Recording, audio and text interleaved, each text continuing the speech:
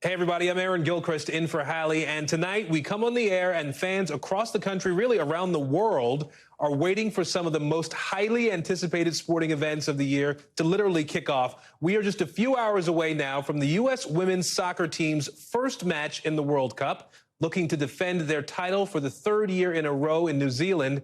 And look at this. Back here in the U.S., support is on full display at the White House with a Go Team USA sign right there on the north lawn of the White House. And then to Miami, where fans are feeling the heat in more ways than one. At this stadium you see here, where Argentinian superstar Lionel Messi will make his debut, a big, huge debut for the Inter Miami team there in just a few hours. The stadium says the game is completely sold out, no surprise there. And one of the hottest events of the season is taking place in quite literally what is one of the hottest places in the country. Hundreds of thousands of people there are under an excessive heat alert tonight, making it 41 days in a row that the heat index climbed above 100 degrees. And high temperatures just blanketing the country. As you take a look here, about 85 million people are under heat alerts stretching from Florida all the way out to California. And really, there's no end in sight. NOAA just releasing its outlook for August temperatures. And look, I mean, the map really speaks for itself here. You look at all that orange and red there indicating above average temps for a big portion of the country. Let's bring in Marissa Parra now, who's outside the stadium. Messi is set to make his debut in tonight in Fort Lauderdale. Let's talk about the games that are happening, Marissa. What are you hearing from fans tonight? Yeah, well, Aaron, did you know it's hot in Florida in the summer? Listen, the heat is not stopping anyone from coming out here. I mean, people knew what they were getting into here in Florida, and even if it was a factor for them, it's clearly not stopping them. This is a big day for soccer. This is a huge day for soccer. Obviously, not just with the Women's World Cup, but right here behind me, Drive Pink Stadium. You know, just to give you an idea of how much anticipation and fanfare there is right now, this normally seats 18,000.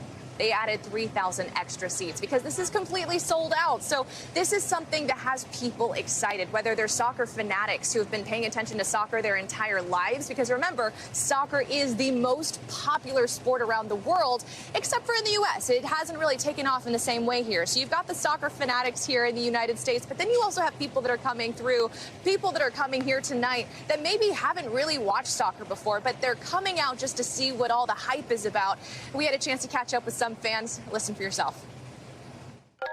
We haven't had a big, huge soccer star like since David Beckham, so this has been super, super great for Miami and the United States. We're excited. I feel like he's done everything he could over there and is coming here to like start a new a resurgence of soccer in the U.S.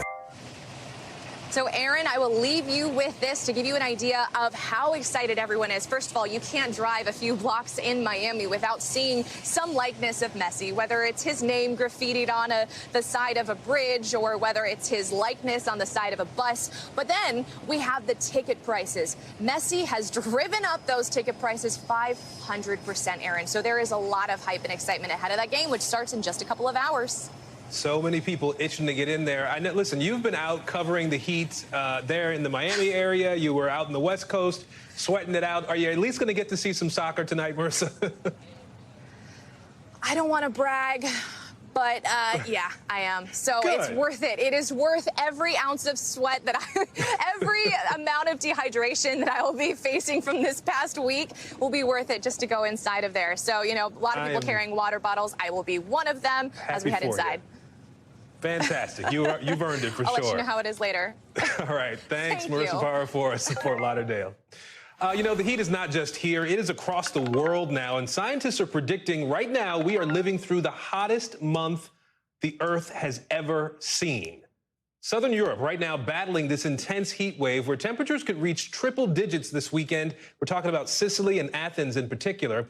Athens, the popular tourist site there, the Acropolis, you see it, it's now closing in the middle of the day when the sun is at its hottest to keep people safe. The country also battling some pretty big wildfires, too. The crazy part of this is once these fires are contained or out in some cases, they just keep reigniting. Houses completely gutted, trees fried, cars charged, stretches of land just decimated by flames. Let's get to Josh Letterman now. He's on the ground for us in Athens tonight. Josh, talk to us about these fires. Are they expected to get worse? What have you seen today? Well, as soon as they get better, Aaron, they get worse again, because we're seeing firefighters here have to play whack-a-mole over and over. They get a fire contained, and then the heat picks up, and even worse, the wind picks up, and suddenly areas that previously burned and then were under control are reignited. We saw that throughout the day today as we drove through the area west of here in Athens, which has been really hard hit by these wildfires, and we saw all of these little embers, these areas that were still smoking, these little fires forming. We saw one that then suddenly erupted. There were flames leaping up from the treetops, and then a few minutes later they had to bring in the helicopters to drop the water, try to contain it. And so that is kind of the cat and mouse game that firefighters are playing here, and it's likely to continue until these temperatures come down. Josh, what about the temperatures? I mean, this heat wave obviously has been so unrelenting for a lot of people. How are tourists handling it? People are still coming. How are the locals dealing with it?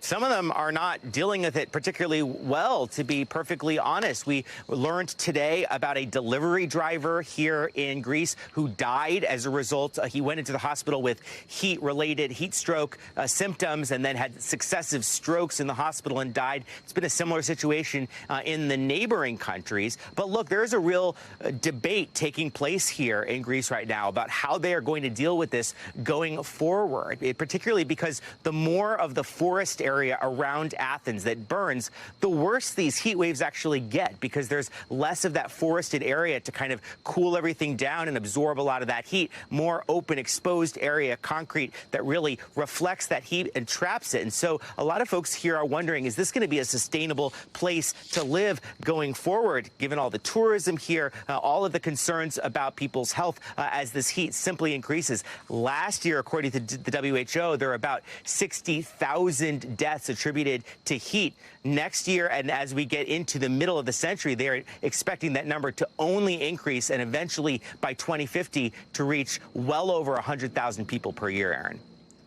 And Josh, very quickly, I'm curious, we mentioned the Acropolis at the beginning of the segment here. Are places like that, are tourist sites at risk because of some of these wildfires? Well, so far, the wildfires have been about 15 miles or so outside of Athens. And so far, these sites do not appear to be under immediate threat from these wildfires. But it has been a sight to see, this major tourist site closed for part of the day. Really, all of the cultural sites here are now closed during the hottest part of the day, as authorities say it is simply not safe either for tourists to be there or for workers to be outside working when these temperatures are hitting sometimes 115 degrees Fahrenheit, Aaron. All right, Josh Letterman for us tonight. Josh, thank you. Tonight, we now know that May 20th, 2024 is the date for former President Donald Trump's trial for allegedly holding on to classified documents, meaning Mr. Trump could be sitting in a courtroom right as the Republican nomination for president gets settled. Now, the judge in this case coming to a sort of a compromise here between the DOJ and the Trump legal team. The government wanted this to go down sooner, December, while the former president's lawyers argued it should be delayed until after the November election next year. Now, you might remember here, Trump was indicted back in June on 37 counts of retaining classified information and other charges, too. This is all happening just days after the DOJ told Trump that he'll be likely charged in another special counsel investigation. That one's around the 2020 election and the Capitol riot, with one of his top aides appearing before a grand jury just yesterday. NBC's Garrett Hake is joining us now to help us understand what's happening here now. Garrett, I mean, we look at the timeline on this, right? It's all sort of happening around this time when we could see Trump clinch the nomination, as he did at roughly the same time period the last time around for him.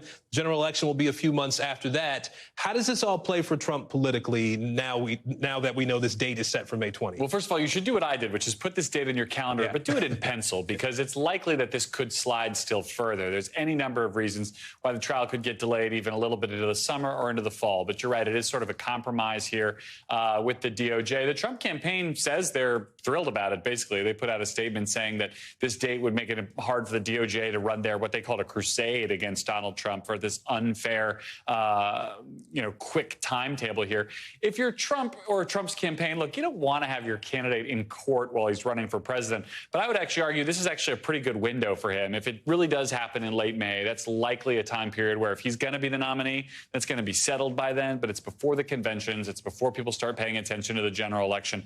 Maybe you can do it and get it over with, or maybe you can get it further delayed. So that's kind of the way they're looking at it for right now. At the same time, we know that Trump may be indicted again by the special counsel's grand jury. It's still doing its work at this point. What do we know about the development of Jack Smith's investigation as of now? It continues apace. They had this guy, Will Russell, in yesterday. He's a former Trump White House aide, current Trump campaign aide. He's interesting. He's not a senior guy in the Trump White House or campaign, but he's somebody who would have been in very close proximity to the former president. As you see here, he was on January 6th. He's the kind of aide who would have potentially overheard or participated in a lot of conversations. We know from a source familiar. He was asked about Trump's mindset around the election. This idea of whether or not he knew he lost is the kind of thing that could come up. But we're also told he's been asked about the documents. He's been asked about a number of these other cases, just given his proximity to the former president in the Oval Office during so many of these events in question. All right, a lot to watch, and we'll be watching for, yes, we will. For months and months to come. Garrett Haake with us today. Thank you, Garrett. You bet. We have some breaking news now. Just in the last few minutes, Alabama's Republican-controlled legislature approving a new congressional map that Democrats and voting rights activists say ignores a ruling by the U.S. Supreme Court. Now, the legislature voted to approve the new district map with just one majority black seat. That's in defiance of a federal court ruling requiring 2 congressional districts where black voters make up the majority, or as the court said, something close to it. Now, the Supreme Court upheld the ruling by the lower court, saying that map, as it was, diluted the power of black voters. Of Alabama's 7 congressional districts, only 1 is majority black. Black voters make up about 28% of the state's population. Jane Tim is joining us now. She covers these issues around elections and has been following this one closely. Jane, the language here, a majority or something close to it, to the layperson, I guess, is a little vague, right? Help us understand, what did Alabama end up doing with this redistricting map, and who decides what close is to a majority? You know, that's the million-dollar question here. But at the end of the day, this is really about whether or not black voters in Alabama, who, as you said, make up 1 in 5 voters, have an opportunity to elect the lawmaker of their choice. Now, in Alabama, there's very racially polarized voting, which means that white Alabamans and black Alabamans vote differently. So this is about whether, if you look at these maps, whether or not, this is what the court's going to consider, the black preferred candidate wins in these new district lines. So that's something called like functionality, and that's what you're going to see these lawmakers consider. And the court is going to consider whether or not these brand new district lines actually give voters a chance to elect the representative of their choice. So as it stands right now, we have these lawmakers who are basically refusing to follow the Supreme Court decision in terms of creating this majority, you know, more than 50% in 2 districts. How can they just sort of not do what the court says they were supposed to do? What sort of repercussions might they face as a result? Yeah, and we should know that they say this gives voters an opportunity to elect the member of their choice. I think unsaid is that it's a slim opportunity, maybe not a good opportunity to elect the representative of their choice. But this now goes to the court. The court has already set an August 14th hearing where they're going to consider whether or not this map complies with that court, or whether it continues to dilute the rights of black voters in Alabama, and whether they get a chance to be represented by the lawmakers that they want. So we're definitely going to be watching that. There is a chance, of course, that Alabama will continue to appeal this. Many of the Democrats on the floor just now in the debate argued this was an attempt to have another challenge to the Voting Rights Act. We'll be watching that very closely. But again, as so will the rest of the country, these cases are so critical to deciding control of Congress in these coming elections. Yeah, we'll see if the court has someone else entirely different step in and actually draw a different map before it's all said and done. Jane Tim for us today. Jane, thank you. Let's take you overseas now, where we are just learning North Korea is escalating its fiery rhetoric about using nuclear weapons. It's putting out a new warning of nuclear retaliation. That's just 48 hours after the U.S. sent a nuclear submarine to South Korea for the first time in decades. But leaders there still silent about that American soldier who is now in custody in North Korea. That's after he bolted across the border from the south earlier this week. And right now, the fate of 23-year-old Travis King is just not clear. Let's bring in Jesse Kirsch now. He is live in Racine, Wisconsin, where King went to high school. So, Jesse, walk us through what North Korea is warning about here first. Yeah, Aaron, I do want to start with some new information we've just got in the last few minutes or so. This is a statement from the family of Travis King released by the U.S. Army. The Army saying that this is something they're sharing on behalf of the family. The family says, quote, "We are grateful for the outpouring of support and concern for our son, Travis King. At this time, we request privacy as we work toward our son's safe return." The family goes on to say that it will not be conducting media interviews and appreciates cooperation, quote, "in giving us space and time as a family." So that's the latest information from the family. And this comes, as you mentioned, as North Korea and U.S. with South Korea tensions continue to be under the microscope right now. But what we haven't heard from North Korea yet is any direct reference to Private Travis King. They have not acknowledged his presence in North Korea. However, the regime in North Korea did release a statement through its defense minister earlier, and I want to read part of that to you. We have a quote there talking about the doctrine on the use of nuclear weapons allowing, quote, "the execution of necessary action procedures in case a nuclear attack is launched against it or it is judged that the use of nuclear weapons against it is imminent." So we're talking about nuclear weapon use, and that is the kind of rhetoric we're hearing from North Korea right now. All of that as we know that there is a U.S. nuclear submarine in South Korea, a kind of submarine that has not been in that area in decades. So a very tense moment. And of course, we have an American service member believed to be in North Korea right now. But again, the North Korean government is not even acknowledging that he is there right now, Aaron. So, Jesse, you walked us through some of the big picture issues here and obviously talked about Travis King, who a lot of people in this country are still worried about, obviously not knowing much about his condition right now. People are concerned about what may be happening to him. Can you sort of back up for us a little bit here? Are we learning anything more about him, about how he ended up crossing the border, what conditions may have even pushed him in that direction? Yeah, so still a few details, and that goes all the way up to the highest levels of the government, frankly, based on what we heard from Secretary of State Antony Blinken earlier today. Here's part of what he shared. We are very concerned, of course, about his well-being. We'd like to know his whereabouts. We've communicated to North Korea seeking that information. There are certainly concerns based on what we've seen in the past and the way that North Korea has treated those it's detained. So, again, that's what we heard earlier from Secretary of State Antony Blinken. And then we've been on the ground here in Racine, Wisconsin, as you mentioned, Aaron. This is where Travis King attended high school. He received a diploma from a high school here. We reviewed 2 yearbooks from his time at Park High School here in Racine, Wisconsin. And the only photo of him that we were able to find was his headshot in his class grouping. So there was no indication of any involvement in extracurricular activities or anything like that. So we're still trying to piece together more about his background and what may have led up to this bizarre turn of events, which led to him apparently walking into North Korea all on his own. Aaron?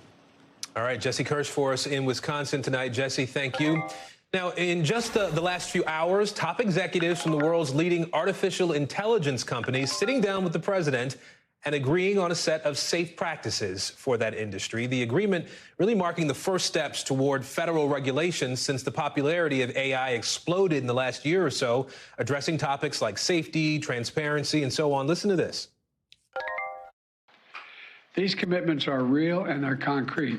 They're going to help industry fulfill its fundamental obligation to Americans to develop safe, secure, and trustworthy technologies that benefit society and uphold our values and our shared values. Now, the commitments from these companies, all the big names you see on your screen here, they are voluntary, they are non-binding. That means it's really on them to follow through. The White House, though, says it is preparing an executive order in the coming months to try to lock in these regulations. NBC's Kelly O'Donnell has more for us, joining us now from the White House. So, Kelly, for months, we've heard some of these concerns from Congress, from the White House, from the AI companies themselves. Talk to us about how meaningful these steps are today, the steps that were agreed to. Well, Aaron, there is a sense of urgency here in the industry as well as here at the White House about how to deal with this wild frontier that is artificial intelligence. The president and experts and certainly the people in the field itself talk about how it has great potential for assisting in many ways and across all kinds of sectors. But there are clearly worrisome, troublesome parts of this if people don't understand what they're seeing, the potential for confusion and so on. So these 7 companies that are volunteering to do this are really trying to set the roadway for what will come down the line through things like eventual regulation and legislation, which certainly the White House hopes would be bipartisan. And there is work on that being done. But right now, these voluntary steps, that means there isn't any enforcement. But what they're also trying to do is be good citizens of this sector of the marketplace. There's some risk in that for them, too, because they're competing against each other. They're competing against China, companies all around the world. The universe of enterprises that deal in AI is certainly very large. And we know that there are questions about how to do this in a way that can bring about some expectations that the public will understand what they're looking at, understand what they're dealing with, safety, security, those kinds of things. It's complex, but some of the key points that they are going to be looking at are things like, with the technology in each company, having outside experts do some evaluation of what their systems are, sharing when there are vulnerabilities or problems that are identified.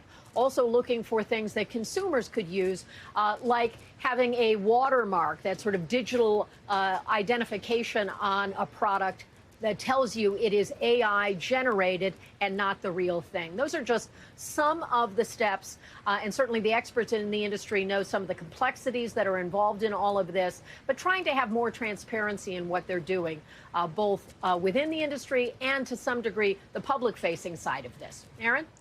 Yeah, you know, we've done some reporting on this program about the development of AI. The United Nations just held a big conference on this topic last week, talking about the need for ethical systems to be put in place. The experts are saying this is a good first step, what we're seeing coming out of these companies and the White House at this point in terms of moving toward greater transparency.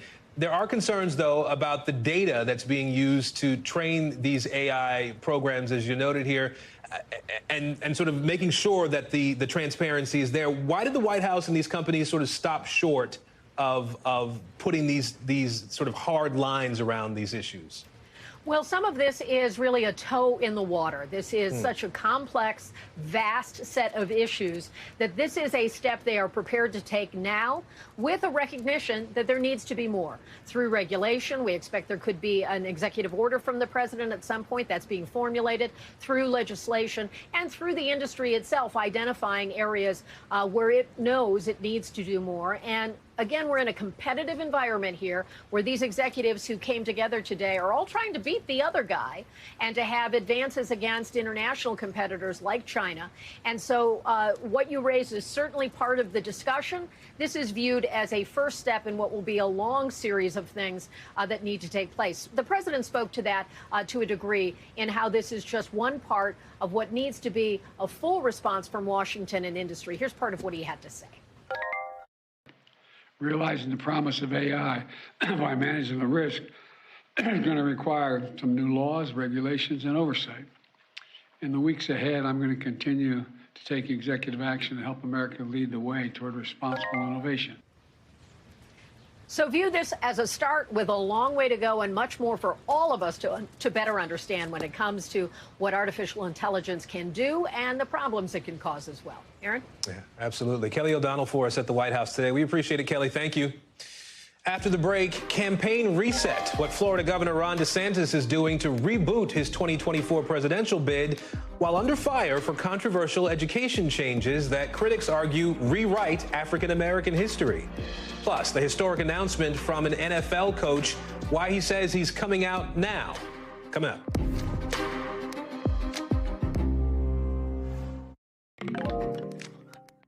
Jamie Foxx posting new photos months after his mysterious health emergency. What he tells his fans, that's coming up in our 5 things. First, though, tonight, Florida Governor Ron DeSantis is taking new action in this fight against Bud Light's parent company over its partnership with transgender influencer Dylan Mulvaney.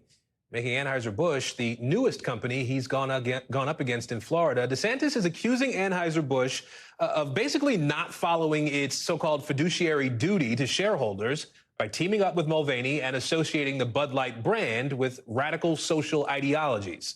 We should note here that the Bud Light campaign, if you will, with Mulvaney is over. And it's not just this issue. Florida's public schools will now teach students that some black people actually benefited from slavery because it taught them useful skills. Now, part of new African-American history standards approved just in the last 24 hours that's getting fiery new criticism just into us now. This is from the vice president. Watch this. Instead, they dare to push propaganda to our children. This is the United States of America. We're not supposed to do that. All this comes at an interesting time for DeSantis. NBC News exclusively reporting his presidential campaign is planning a major reboot as the DeSantis camp battles against sagging donations and growing skepticism. Let's bring in Gabe Gutierrez now, who's following it all for us. A lot to follow here, really, today, Gabe. I want to start with the beer issue, if we can. Walk us through what DeSantis is trying to do here and what Anheuser-Busch is saying about all this. Oh, hey there, Aaron. Well, yes, as you said, Governor DeSantis is making it a point to make this an issue. His campaign is highlighting this. And the governor saying that he's ordered his administration to look into Anheuser-Busch. And that's because Florida's pension funds, which, has firefighters, police officers as a part of it, the pension fund, according to Governor DeSantis, has lost millions of dollars in investments. And this comes, as you said, Aaron, that Bud Light has been locked in a controversy now for a while over partnering briefly with this transgender activist influencer, I should say, and that partnership has gotten a lot of conservative backlash. Now, we just had a response from Governor DeSantis. He's also talked about it in interviews, and he's ordered that review of the partnership with Bud Light's parent company as this issue continues to play out. His campaign highlighting it, Aaron. At the same time, this is a campaign, Gabe, that NBC News has exclusive reporting is being rebooted. What do you know about that? Yes, according to several top campaign officials, there will be some changes in the upcoming weeks in terms of media strategy and also a shift in messaging and focus on leaner, more intimate events and more of a national focus than constant Florida references. Again, that's according to top campaign officials. Essentially, the governor plans to run a more insurgent campaign than that of an incumbent governor. And Aaron, this comes, of course, as campaign finance report shows, that the campaign is burning through cash and has actually tapped out some top donors. And last week, it fired about a dozen staffers. So the governor has had to respond to those questions and also convince those donors that he's still in it to win it, despite being down more than 30 points against, of course, the frontrunner, former President Trump.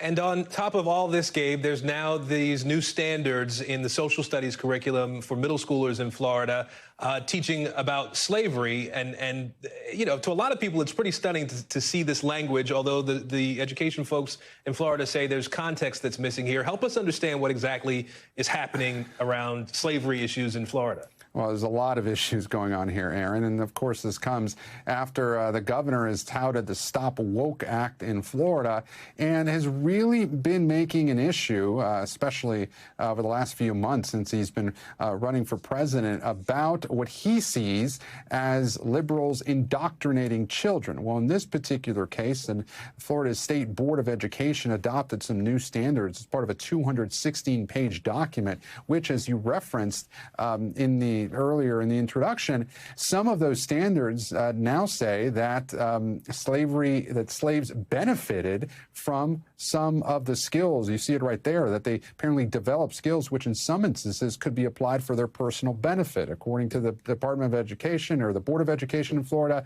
they say that includes blacksmiths, for example, and shoemakers. Of course, as you can imagine, though, this has upset a lot of critics in Florida, including some teachers' unions as well, that call this a step backwards. You just saw the vice president weighing into this controversy. The DeSantis campaign today, though, coming back and saying that it's Democrats that are, again, trying to indoctrinate children here. So certainly a lot going on in the DeSantis campaign. He's in Utah today while this is all going down.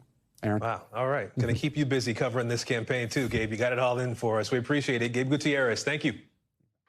Well, let's get you over to the 5 things our team thinks you should know about tonight. Number 1, legendary standard singer Tony Bennett died today at the age of 96. He sold millions of records. He won 20 Grammy Awards. He collaborated with other artists from Paul McCartney to Lady Gaga. A cause of death was not shared, but Bennett had Alzheimer's for several years. Number 2, Alabama executed a death row inmate today. This came after the Supreme Court ruled against his request to stop the execution. It's the state's first lethal injection since it ordered a pause several months ago after a series of failed lethal injection attempts. Number 3, the TSA says it confiscated more than 3,200 guns at airports in the first 6 months of this year, and 92% of them were loaded. That's on pace with last year's record number of guns confiscated at U.S. airports. Number 4, Jamie Foxx just sharing this photo on Instagram. It's the first one he's posted of himself since April when he was hospitalized for a medical complication. He said in the caption, quote, "We got big things coming soon." There had been speculation that his health was getting worse, though one of his daughters posted back in May that he had been out of the hospital for weeks. Number 5, people are now watching TV more on streaming platforms than they are on cable. We thank you for that here at NBC News Now. New data showing 38% of TV viewing is on streaming platforms and 31% is on traditional cable. It's a big shift from 2 years ago when it was basically flipped at 26% for streaming and 39% for cable. A Jacksonville Jaguars coach publicly came out as gay, a first for a male coach in a major professional men's league in the U.S. Kevin Maxson spoke about it in an interview published in Outsports. That's a sports news site focused on LGBTQ issues. He said, and I'm quoting here, "I want to be vocal in support of people living how they want to live, but I also want to just live and not feel fear about how people will react." And while Maxson is the first major male coach to come out, it's nothing new among women, with a few already out publicly, most notably former San Francisco 49ers assistant coach Katie Sowers. And then there's Kurt Miller. He's a male coach who is out in the WNBA. Let's bring in NBC Sports' Corey Robinson now to talk a little bit more about this with us. So, Corey, put this in context for us if you can here. It's 2023 now. Talk to us about why it's a big deal that Kevin Maxson is coming out now. Hi, Aaron. Yeah, so in football historically, it's very conservative, I would say. There's like a kind of an order, the 3 Fs, faith, football, and family, right? And then you have to also understand that there's a huge idea of, the armed forces and services. And so, like, football is very conservative. So for this to happen in football, it's a pretty big deal, So that's the first thing. And the second thing is this idea of I would say, you have to see it to believe it. You know that old saying, you have to see something to believe it? Yeah. That's a form of envy, right? Which is a good thing in the sense of, like, you want someone's life, and you don't know what you want until you see it. So that's why this is such a big deal, because in a conservative sport like football, no one has seen this in over 100 years, right? As you mentioned, it's 2023. So now it's out there, so people can start seeing it, and then they can start living that way. Yeah, obviously you touched on it there, but I was going to ask you to sort of wondering, if we're starting to see really a culture shift in sport. We're seeing, obviously we had seen fewer men being out in sports versus women. What do you make of that? What do you understand about this maybe shift that we're seeing? Yeah, so Kurt Miller, he was basically alone for decades. I mean, he coached at every level. Bowling Green University. He was coaching the women's team at Bowling Green State University basketball team, and then he went to IU, was coaching the women's team there, and then the Connecticut Sun. But he had been out for literally decades, and no one really wrote a story until he had that interview with Outsports and with the Connecticut Sun in 2015. So I don't know necessarily why that is. Why there's just a lack of interest, quite frankly, because like I said, he'd been at the highest level in Division I for a long time, for years, and even brought his family to the press conference, was on the recruiting trail, and no one seemed to care. So I think that's part of it. But I also think, in this story, this is why I love what Kevin said, was he's like, I just want to be able to bring my boyfriend to like team events. It's like, this is like very simple. It's like everyone else can talk about their partner at the team dinners, at the team functions, and he just wants to include his family. And I thought that was a really sweet thing. Yeah, makes a really good point there. Corey Robinson for us tonight. Corey, good to see you. Thanks. When we come back, the union representing thousands of UPS workers wants the White House to stay out of contract negotiations. What the Biden administration's doing ahead of a potential strike. Plus, picketing Hollywood writers and actors could mean less stuff on your screen very soon. Later this hour, what you could be seeing instead. Stick around.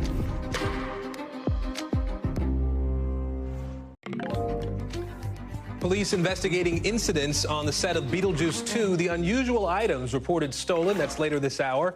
First, though, President Biden tonight getting pressure about the possible UPS strike involving the country's largest labor union and the country's biggest business advocacy organization. More than 100 business groups from across the country, led by the U.S. Chamber of Commerce, sent a letter to President Biden urging him to get involved in the negotiations. That's after the Teamsters president said he asked the White House to stay out of negotiations if 340,000 UPS workers go on strike if a deal is not made before that January 31st deadline. Adding to the potential impact here of a strike, the union representing pilots, the guys and gals who fly cargo planes for UPS, and their members will not cross picket lines. They will not fly planes for UPS if the Teamsters strike. Hallie Raffa joining us now to talk a little bit more about what's happening here. Hallie, President Biden here stuck between sort of a rock and a hard place, right? Getting pressure from both sides on this issue. Where does it leave him? Does the White House get involved? What happens next? Yeah, Aaron, all of these conditions have sort of created the perfect storm around the president. You have Hollywood already on strike, auto workers potentially joining them if they're not able to reach an agreement with the country's top automakers over the next few months. And now you have these organizations, more than 200 of them, asking the president to get involved and help broker a deal with these unionized UPS employees over the next 10 days. Meanwhile, you have the Teamsters president representing that UPS union asking the president to not get involved. That union not wanting to sort of undercut their negotiating position after we saw heavy criticism that the president faced last year for getting too involved, these unions say, in what could have been a potentially devastating rail strike. The president mediating those negotiations and preventing that from becoming a national rail strike. But the White House this time is taking a different approach. The president taking sort of a concerned but at an arm's distance approach. Rather than getting personally involved, he's appointing White House officials to monitor these ongoing talks. And he's doing that because he really is sort of doing a delicate dance here. He obviously wants to be supportive of these unions. He's called himself the most supportive president, biggest supporter of unions as president in history. He's relied on union support throughout his political career. We know he's still relying on that for his reelection in 2024. But at the same time, he knows that if these unions are not flexible with these negotiations, any sort of strike could potentially jeopardize the U.S. economy. It could mean billions of dollars cut from the U.S. economy, hundreds of thousands of unfilled jobs. And that directly threatens what the president is planning to run on in 2024. We've already seen him get out across the country and tout his Bidenomics plan, what he's taken credit for as rebuilding the economy coming out of the pandemic. So he knows any sort of threat to that is not something that he wants on his record as he campaigns for re-election on that agenda. So White House officials know that they have a lot on their plate as these negotiations continue, with not just the health of the economy, but also the president's chances to a certain extent of re-election at stake. All right, Hallie Raffa for us down the street here in Washington near the White House. Hallie, thank you. Coming up, some good news. If you're trying to escape the heat, we're going to tell you where skiing is staying open for a couple more weeks. Plus, parents using cash to buy homes for their kids and keeping prices high for everybody else. We're looking into those numbers for you. That's coming up next.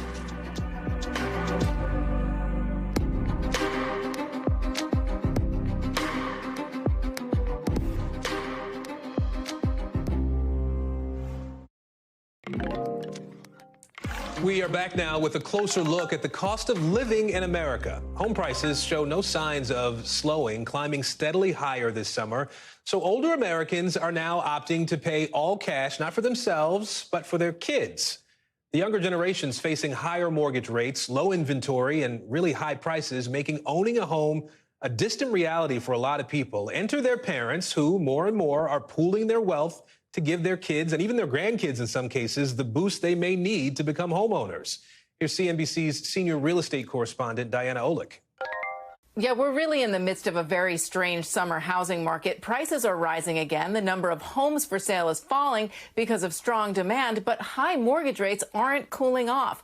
Home prices nationally hit the second highest on record in June, and as of now, they're up over 2% from a year ago, and that's according to Redfin. That's the biggest increase since December and the second straight gain after nearly 5 months of declines. Usually when rates go up, home prices go down, which they did in the second half of last year, but now both are up, so affordability has dropped to an all-time low.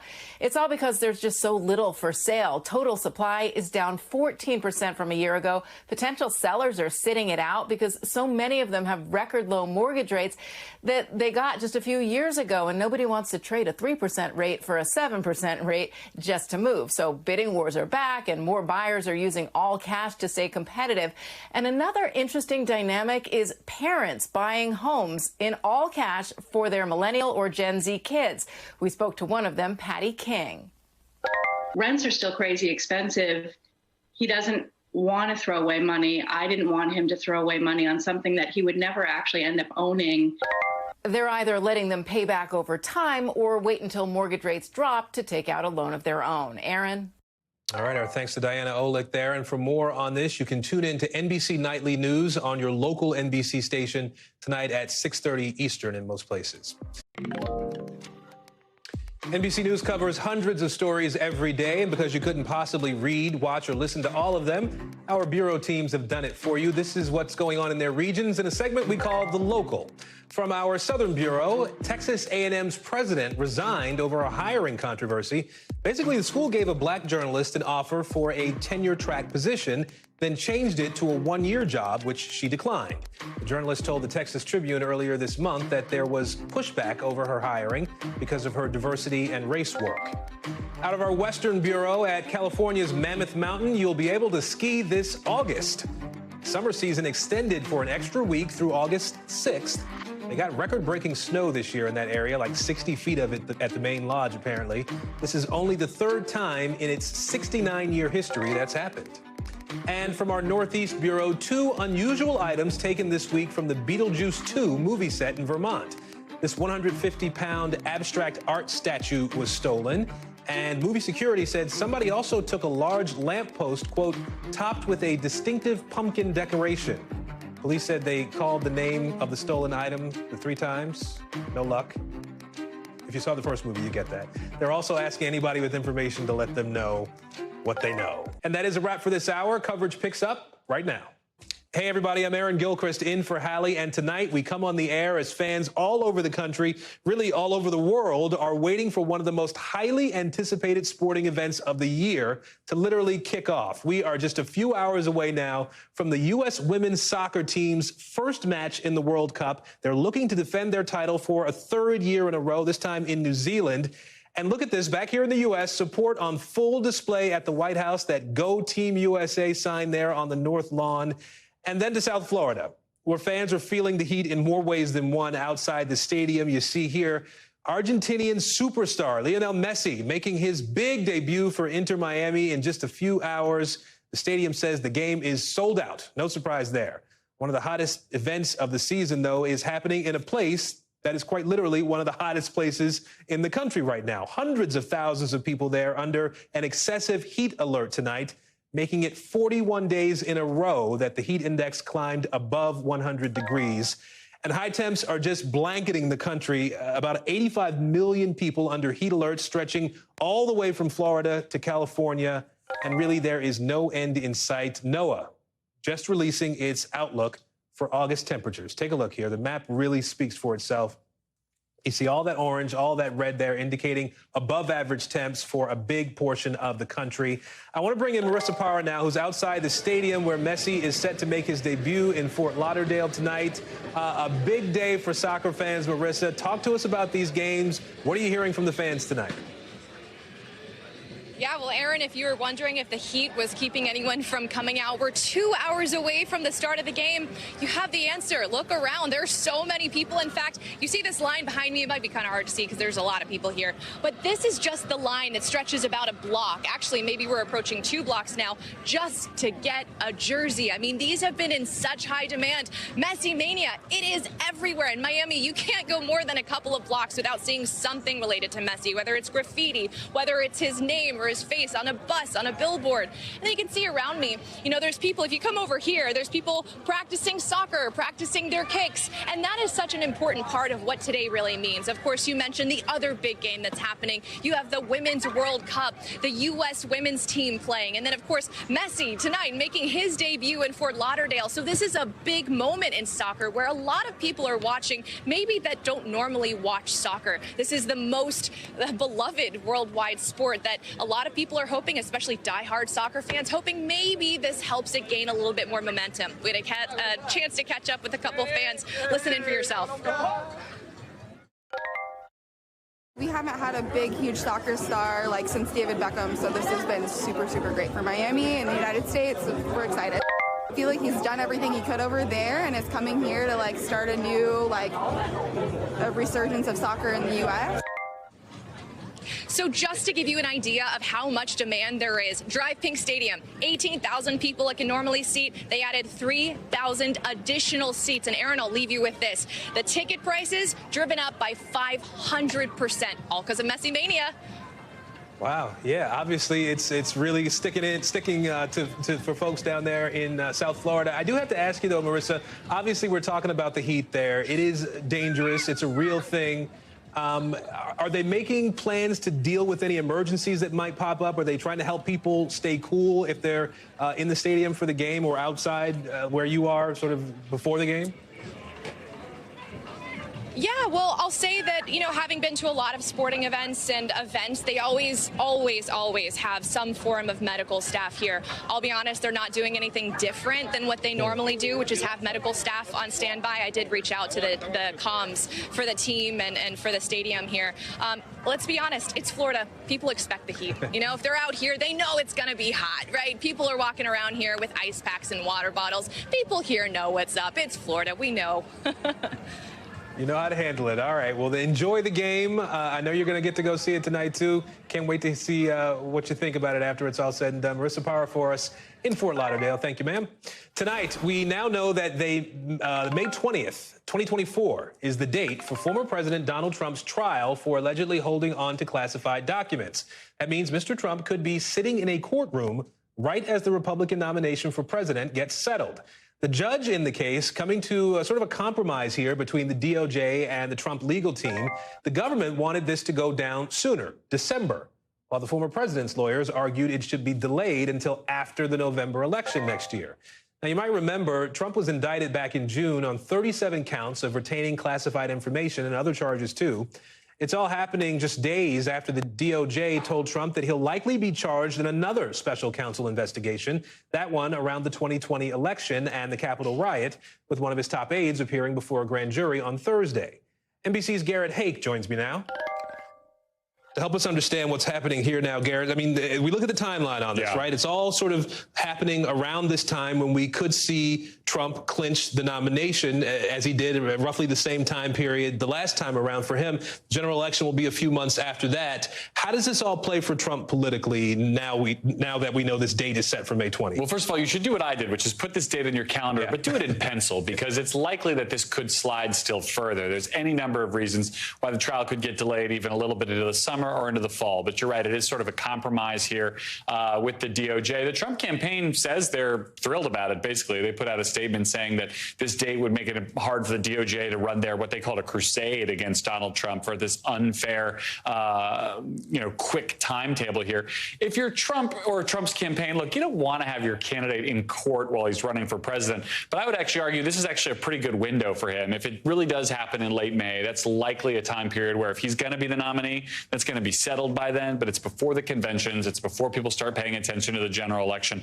Maybe you can do it and get it over with, or maybe you can get it further delayed. So that's kind of the way they're looking at it for right now. At the same time, we know that Trump may be indicted again by the special counsel's grand jury. It's still doing its work at this point. What do we know about the development of Jack Smith's investigation as of now? It continues apace. They had this guy, Will Russell, in yesterday. He's a former Trump White House aide, current Trump campaign aide. He's interesting. He's not a senior guy in the Trump White House or campaign, but he's somebody who would have been in very close proximity to the former president. As you see here, he was on January 6th. He's the kind of aide who would have potentially overheard or participated in a lot of conversations. We know from a source familiar. He was asked about Trump's mindset around the election. This idea of whether or not he knew he lost is the kind of thing that could come up. But we're also told he's been asked about the documents. He's been asked about a number of these other cases, just given his proximity to the former president in the Oval Office during so many of these events in question. All right, a lot to watch, and we'll be watching for, yes, we will. For months and months to come. Garrett Haake with us today. Thank you, Garrett. You bet. Just in the last few hours, top executives from the world's leading artificial intelligence companies sitting down with President Biden and agreeing on a set of safe practices for the industry. That agreement marks the first steps toward federal regulations since the popularity of AI really exploded in the last year or so. It addresses topics like safety, transparency, and so on. Take a listen. These commitments are real and they're concrete. They're going to help industry fulfill its fundamental obligation to Americans to develop safe, secure, and trustworthy technologies that benefit society and uphold our values and our shared values. Now, the commitments from these companies, all the big names you see on the screen here are voluntary. They're non-binding, meaning it's on them to really follow through here. But at the same time, the White House says it is preparing an executive order in the coming months to lock in the regulations.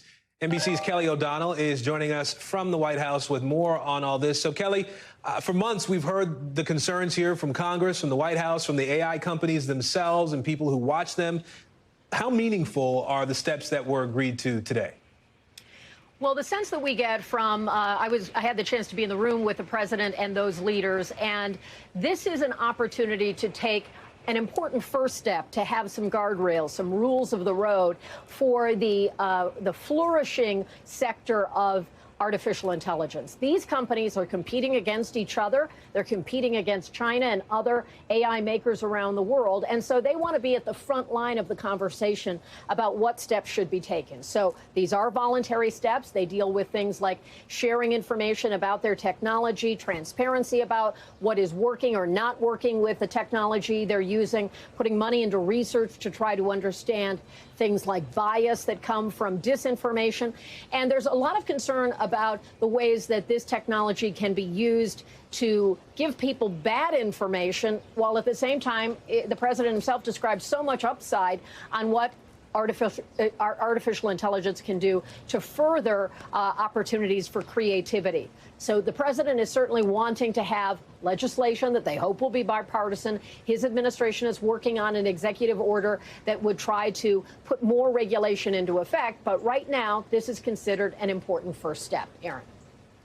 So you've touched on it here, obviously, Kelly. Experts say this is a good first step, but there's still a lot of work that needs to be done on transparency around particularly the data being used to train these AI models that are out there and the models that are still yet to come.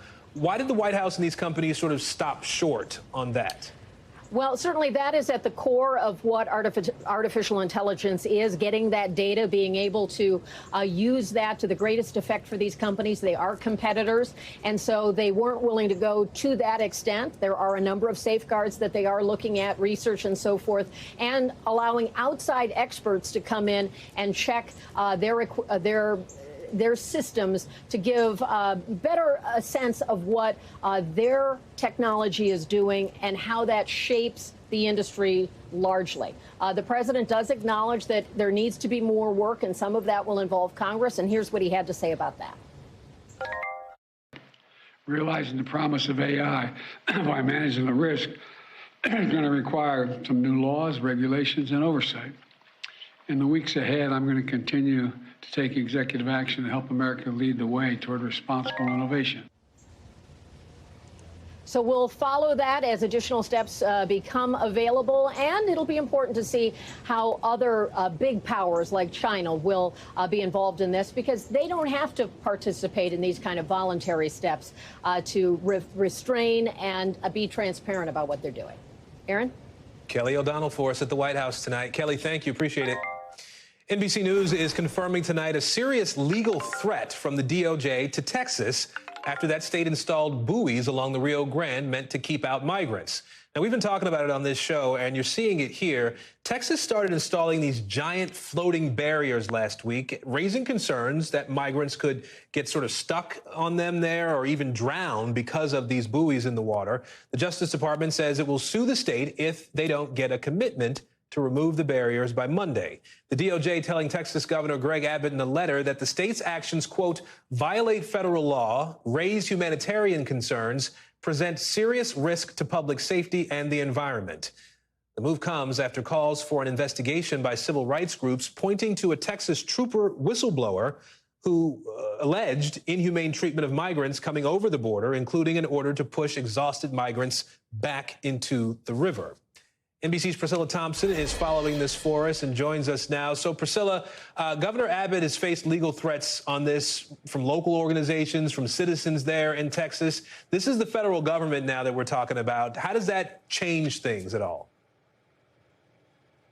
Yeah, Aaron, this suit is dealing with completely different grounds. When these buoys were initially deployed, there was an owner of a kayaking company that said that he was suing because this was going to cause irreparable harm to his business. But the federal government is suing, saying that this is in violation of federal law, that the Texas governor did not get authorization from the U.S. Army Corps of Engineers before installing these buoys in these waters, and therefore he is in violation of the Rivers and Harbors Act. And some of the violations that they lay out in this letter that the DOJ lays out includes the creation of an obstruction to the navigable capacity of waters, building a structure in waters without authorization, and requiring a permit for structures to be installed in those waters. And so those are some of the violations that they are accusing Governor Abbott of. And pretty quickly, as this news broke, we saw the governor firing back at the DOJ on Twitter, saying that Texas has the sovereign authority to defend our border. And he's not backing down. He goes on in a series of tweets to say Texas is stepping up to address this crisis. We will continue to deploy every strategy to protect Texans and Americans and the migrants risking their lives. We will see you in court, Mr. President. So that does not sound like someone who is backing down. In fact, it appears that he is being defiant in the face of this letter. But the DOJ has given Governor Abbott until Monday to respond and to show that he is taking action to remove those buoys. And if not, they do say that they intend to sue. Aaron? And so we may see you outside the courthouse next time on this same topic. Priscilla Thompson for us in Texas tonight. Priscilla, thank you. Now, we have some breaking news. Alabama's Republican-controlled legislature approving a new congressional map that Democrats and voting rights activists say ignores a ruling by the U.S. Supreme Court. The legislature voted to approve the new district map with just one majority black seat. That's in defiance of a federal court ruling requiring 2 congressional districts where black voters make up the majority, or, as the court said, something close to it. The Supreme Court upheld the ruling by the lower court, saying the map, as it was, diluted the power of black voters. Of Alabama's 7 congressional districts, only 1 is majority black. Black voters make up about 28% of the state's population. Jane Tim covers these issues for us and joins us now. So, Jane, the language here, a majority or something close to it, it sounds vague to me. What did Alabama end up doing with this redistricting map, and who decides really what close to it is? You know, that's the big question. And the Republican lawmakers leaned hard on the vagueness, they said, of the court orders about what they needed to do to comply with this order. But as Democrats pointed out, and as advocates and the lawyers who sued, who were part of this court case, they say the point was to create an opportunity for black voters to elect the representative of their choice. And this map, according to data that the Brennan Center for Justice just gave me now, this map in the last 15 recent elections, this map would only give black voters the representative of their choice once. So that's sort of the question, is whether or not it gives them a meaningful opportunity of their choice. Now, this goes to the governor's desk and soon to the district court, which will consider the map and whether or not it actually complies with their order or whether it continues to dilute black voters' rights.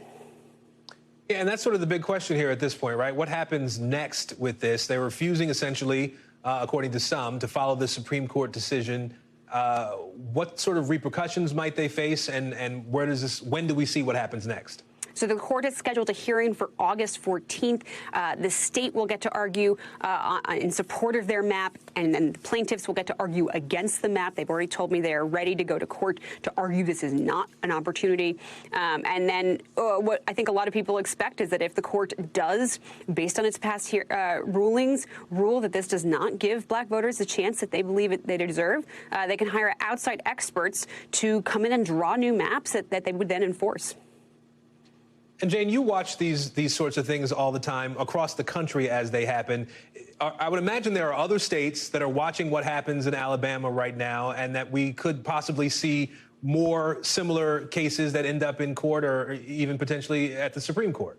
You know, there's a number of House seats that I am watching, maybe a dozen House seats in half a dozen states, which have some kind of Voting Rights Act or 14th Amendment redistricting challenge. But I think what's important here is that how these orders are enforced is as important as the order themselves. If there's no mechanism to force compliance with what the courts say is the law, these don't mean a whole lot. So I think other states are definitely watching to see whether or not Alabama is forced to implement this a different map. If the courts agree with Democrats and voting rights advocates and experts that I've spoken with that this map does not give black voters a meaningful opportunity to elect the representative of their choice, the other states are definitely watching to see how this plays out.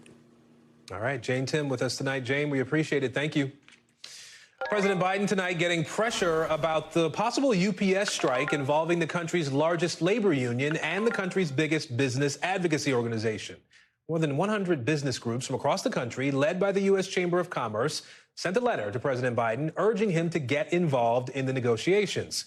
That's after the Teamsters president said he asked the White House to stay out of the negotiations if 340,000 UPS workers go on strike if a deal is not made before the July 31st deadline. Adding to the potential impact of a strike, the union that represents pilots who fly cargo planes for UPS said their members will not cross the picket lines, meaning they will not fly planes for UPS if the Teamsters strike. Hallie Raffa joining us now with more on this. So, Hallie, President Biden here kind of stuck between a rock and a hard place with pressure coming from both sides of this issue. Where does that leave him? Does he get involved? Does he not get involved? What's the White House going to do? Yeah, Aaron, these conditions have created sort of the perfect storm around the president. You're seeing Hollywood already on strike, auto workers potentially joining them in a few months if they're not able to broker a deal with the country's top auto companies. And now we're seeing this pressure from, as you saw from that letter, over 200 organizations asking the president to mediate and get involved and help broker a deal with these UPS unionized employees in the next 10 days. As we're seeing the president of the union representing those employees asking the exact opposite, asking the president to not get involved as they negotiate this. And notably, that request is coming after the president faced criticism from rail unions last year after he played a heavy role, he and White House officials, in mediating a deal to prevent a major national rail strike. But this time around, the White House is taking a different position. The president sort of taking this concerned but still distanced approach. Instead of being personally involved, he's appointing White House officials to monitor these ongoing talks and keep him updated as they evolve. And he's doing that because he's really walking a fine line here. He's called himself the most supportive president of unions in the country's history. He's relied on union support throughout his political career. That hasn't changed even as we head into 2024. But he knows that if these unions are not flexible in brokering these deals, that could have a major impact on the U.S. economy that's already still fragile. But the president is taking credit for rebuilding coming out of the pandemic. Any sort of strike, especially by U.S., could mean hundreds of thousands of unfilled jobs, potentially billions of dollars cut from the U.S. economy. And that directly threatens the president's economic agenda. We've seen him go out across the country and already tout what the White House is calling his Bidenomics agenda, taking full credit for this economic comeback, lower inflation, more jobs being added to the economy. So any big strike, whether it be UPS or these added strikes, directly threatens that. And that's definitely not something the president wants to have on his record, especially as he campaigns for re-election. So over the next few days, weeks, months, in the case of these auto workers, these White House officials know they have their work cut out for them, because not only the health of the U.S. Economy is at stake, but to a certain extent, the president's chances for re-election as it relates to this. Hallie Raffa for us outside the White House today. Hallie, thank you. Coming up, how much jail time one guy in the UK got for stealing like 200,000 Cadbury cream eggs. Plus, this $2 billion theme park popping up in a place you might not expect, where you'll get the chance to check it out. That's later on this hour.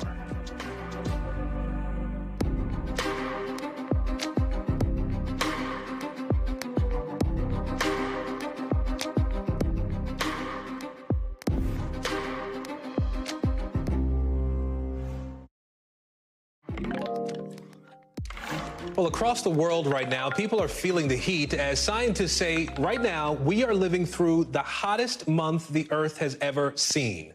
Southern Europe right now battling this intense heat wave where temperatures could reach triple digits this weekend in Sicily and in Athens. Why is this intense heat happening? That's the question now, right? Josh Letterman has the breakdown for us. Record-breaking heat in Spain, power outages in Italy, and wildfires raging in Greece. As the U.S. suffers one of the worst heat waves in memory, parts of Europe are actually burning. On the outskirts of Athens, the fire burned so hot that parts of this car literally melted off. But why is this summer so brutal? It's tough to link any specific weather event directly to climate change, but scientists say all of the factors triggering scorching temperatures are made worse by global warming. Here in Europe, the extreme heat is being fueled by what's called an anticyclone. It's the opposite of a cyclone, which is when low pressure leads to storms and rain. In this anticyclone, nicknamed Charon, it's high pressure over southern Europe that's the problem. It's pushing air down toward Earth and compressing it, which makes it hotter. That pressure also spreads the air out, making it less windy. So all that hot air is just kind of trapped there. It's called a heat dome, and it's why this current heat wave feels like it just won't quit. It's kind of terrible. Yeah. In the U.S., the South also under a high-pressure heat dome. And making things worse is a dangerous combination of drought and El Nino, a weather pattern caused by hotter-than-usual water in the Pacific Ocean. And in Asia, a third high-pressure area causing yet another heat dome, with the jet stream, that fast-moving river of air that blows west to east, now making those high-pressure areas stronger and longer-lasting. There's one common thread here. Global warming, fueled by human greenhouse gas emissions, is making all of this worse. What climate change is doing is because of all the greenhouse gases that we have emitted, and in particular CO2, is just amplifying temperatures. So it's just making heat waves more severe, more prolonged, and more frequent. Already, climate change is making U.S. heat waves 3 to 5 degrees hotter on average than they used to be. Is this going to get even worse in the future? That's right, because time is running out. Europe now bracing for yet another heat wave next week. And while the U.S. and Asia may see some relief in the coming days, scientists say in the long run, get ready. With more heat-trapping gases built up in the atmosphere, all that heat simply has no way to escape. And let's bring in Josh Letterman now on the ground in Athens for us tonight. Josh, you know, where you are, it's the heat, it's the fires we're talking about. We just heard the why this may be happening. Help us to get a sense of what it's really like there right now.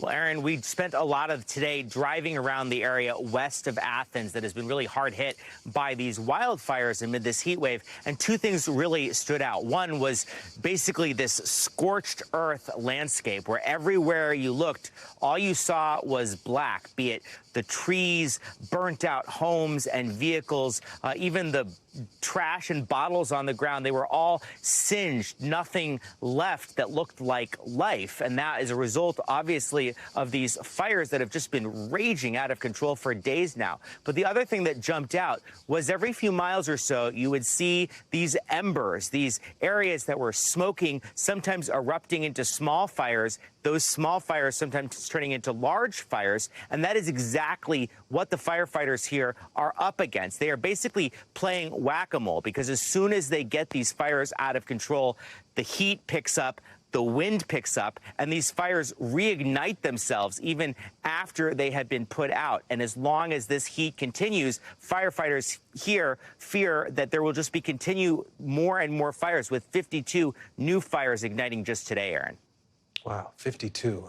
Hope they get some relief there soon. Josh Letterman for us up early in the morning there in Greece today. Josh, thank you. Well, let's get you over to the 5 things our team thinks you should know about tonight. Number 1, legendary standard singer Tony Bennett died today at the age of 96. He sold millions of records and won 20 Grammy Awards.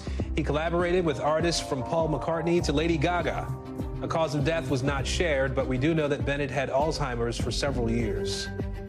Number 2, Alabama executed a death row inmate today. This came after the Supreme Court ruled against his request to stop the execution. It's the state's first lethal injection since it ordered a pause several months ago after a series of failed lethal injection attempts. Number 3, the TSA said it confiscated more than 3,200 guns at airports in the first 6 months of this year. 92% of them were loaded. That's on pace with last year's record number of guns confiscated at U.S. airports. Number 4, a man convicted of stealing almost 200,000 Cadbury cream eggs, now sentenced to a year and a half in jail. He apparently took them from an industrial place in the UK earlier this year and just drove off in a stolen vehicle. After police arrested him, they said they helped save Easter. Number 5, a huge $2 billion theme park is coming to Oklahoma. It's called the American Heartland Theme Park and Resort. It could look something like what you see on the screen here. That park is basically the size of Disneyland. That's the one out in California. It's like 125 acres. It's going to have an RV park with cabins. That is set to open in 2025. And then the theme park and the resort are scheduled for 2026. Well, tonight, Florida's Governor Ron DeSantis taking new action in the fight against Bud Light's parent company over its partnership with transgender influencer Dylan Mulvaney, making Anheuser-Busch the newest company he's gone up against in Florida. DeSantis accusing Anheuser-Busch of basically not following its so-called fiduciary duty to shareholders by teaming up with Mulvaney and associating the Bud Light brand with radical social ideologies. We should note that Bud Light's campaign with Mulvaney is over. And it's not just this. Florida's public schools will now teach students that some black people actually benefited from slavery because it taught them useful skills. Part of new African-American history standards approved just in the last 24 hours. That's getting fiery new criticism just into us from the vice president. Watch this. Instead, they dare to push propaganda to our children. This is the United States of America. We're not supposed to do that. All this comes at an interesting time for DeSantis. NBC News exclusively reporting that his presidential campaign is planning a major reboot as the DeSantis camp battles against sagging donations and growing skepticism. Gabe Gutierrez joins us now. I want to start with the beer issue, if we can. Walk us through what DeSantis is trying to do here and what Anheuser-Busch is saying about all this. Oh, hey there, Aaron. Well, yes, as you said, Governor DeSantis is making it a point to make this an issue. His campaign is highlighting this. And the governor saying that he's ordered his administration to look into Anheuser-Busch. And that's because Florida's pension funds, which, has firefighters, police officers as a part of it, the pension fund, according to Governor DeSantis, has lost millions of dollars in investments. And this comes, as you said, Aaron, that Bud Light has been locked in a controversy now for a while over partnering briefly with this transgender activist, influencer, I should say. And that partnership has gotten a lot of conservative backlash. Now, we just had a response from Governor DeSantis. He's also talked about it in interviews. And he's ordered that review of the partnership with Bud Light's parent company as this issue continues to play out. His campaign highlighting it, Aaron. At the same time, this is a campaign, Gabe, that NBC News has exclusive reporting is being rebooted. What do you know about that? Yes, according to several top campaign officials, there will be some changes in the upcoming weeks in terms of media strategy and also a shift in messaging and focus on leaner, more intimate events and more of a national focus than constant Florida references. Again, that's according to top campaign officials. Essentially, the governor plans to run a more insurgent campaign than that of an incumbent governor. And Aaron, this comes, of course, as campaign finance report shows that the campaign is burning through cash and has actually tapped out some top donors. And last week, it fired about a dozen staffers. So the governor has had to respond to those questions and also convince those donors that he's still in it to win it, despite being down more than 30 points against, of course, the frontrunner, former President Trump. And on top of all this, Gabe, there's now these new standards in the social studies curriculum for middle schoolers in Florida, teaching about slavery. And you know, to a lot of people, it's pretty stunning to see this language, although the education folks in Florida say there's context that's missing here. Help us understand what exactly is happening around slavery issues in Florida. Well, there's a lot of issues going on here, Aaron. And of course, this comes after the governor has touted the Stop Woke Act in Florida and has really been making an issue, especially over the last few months since he's been running for president, about what he sees as liberals indoctrinating children. Well, in this particular case, the Florida State Board of Education adopted some new standards as part of a 216-page document, which, as you referenced earlier in the introduction, some of those standards now say that slaves benefited from some of the skills. You see it right there, that they apparently developed skills which in some instances could be applied for their personal benefit. According to the Department of Education or the Board of Education in Florida, they say that includes blacksmiths, for example, and shoemakers. Of course, as you can imagine, though, this has upset a lot of critics in Florida, including some teachers' unions as well, that call this a step backwards. You just saw the vice president weighing into this controversy. The DeSantis campaign today, though, coming back and saying that it's Democrats that are, again, trying to indoctrinate children here. So certainly a lot going on in the DeSantis campaign. He's in Utah today while this is all going down. Aaron? Wow. All right. Going to keep you busy covering this campaign, too, Gabe. You got it all in for us. We appreciate it. Gabe Gutierrez, thank you. When we come back, parents using cash to buy homes for their kids and keeping prices high for everybody else. We're looking into the numbers for you. Plus, the historic announcement from an NFL coach, why he says he's coming out now. That's coming up.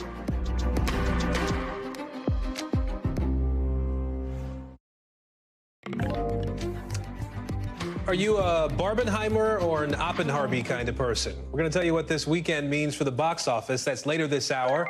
First, though, a Jacksonville Jaguars coach publicly came out as gay, a first for a male coach in a major professional men's league in the U.S. Kevin Maxson spoke about it in an interview published in Outsports, a sports website, news site focused on LGBTQ issues. He said, and I'm quoting here, "I want to be vocal in support of people living how they want to live, but I also want to just live and not feel fear about how people will react." And while Maxson is the first major male coach to come out, it's nothing new among women, with a few already out publicly, most notably former San Francisco 49ers assistant coach Katie Sowers.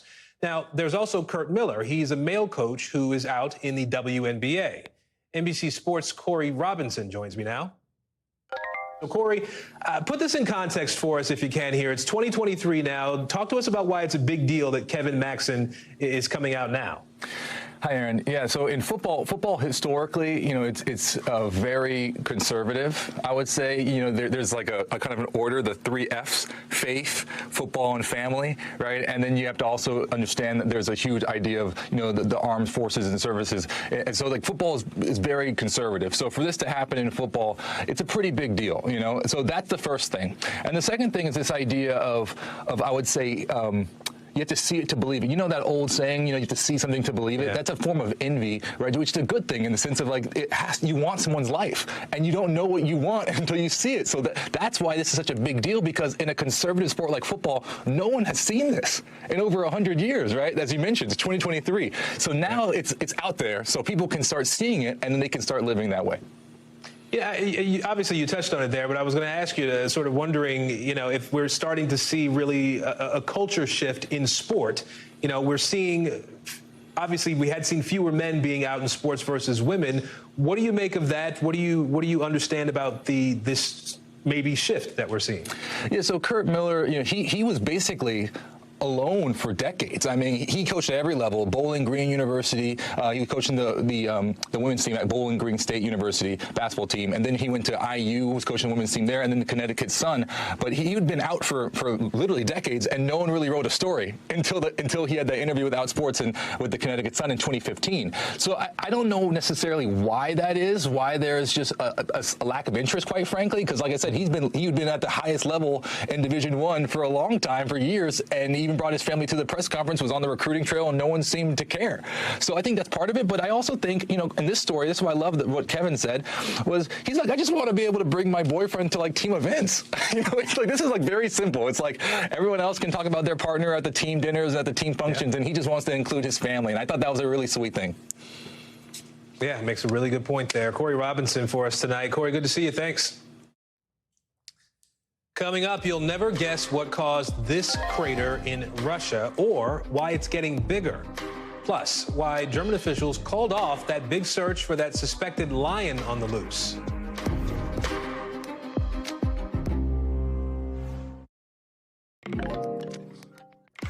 We are back now with a closer look at the cost of living in America.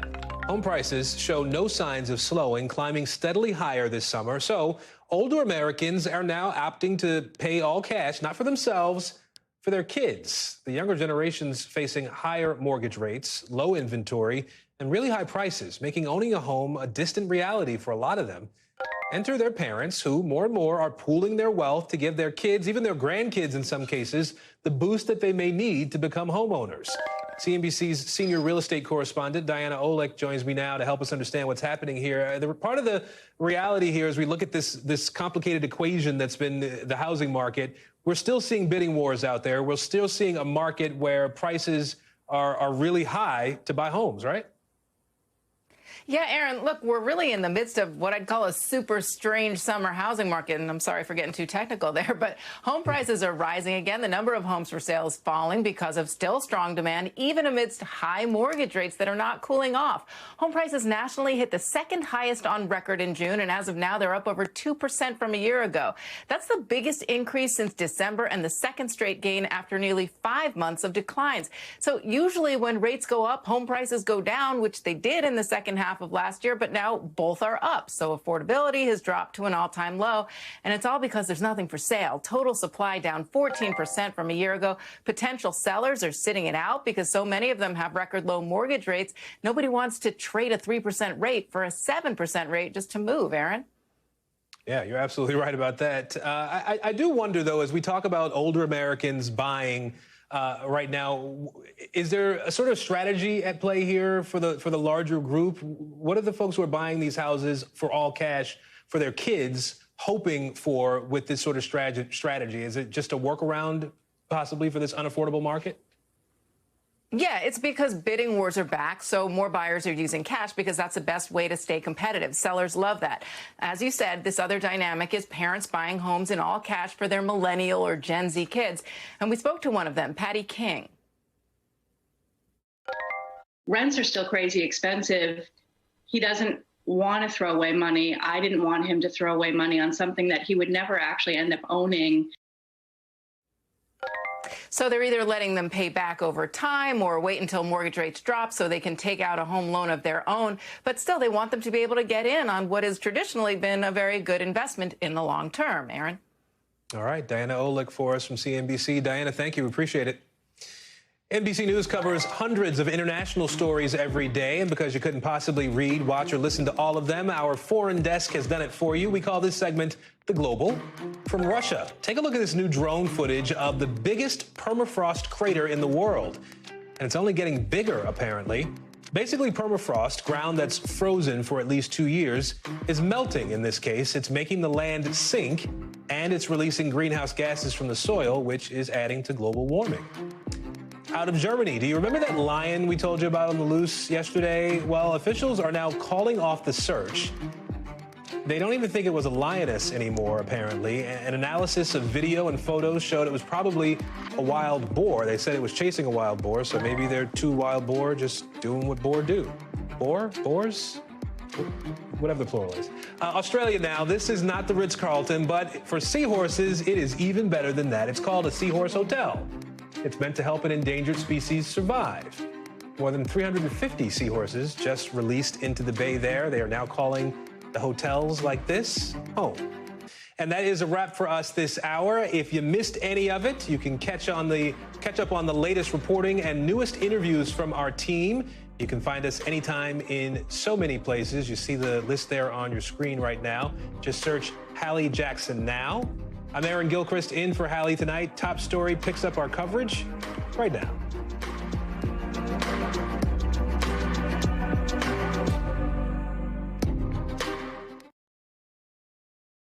Thanks for watching our YouTube channel. Follow today's top stories and breaking news by downloading the NBC News app.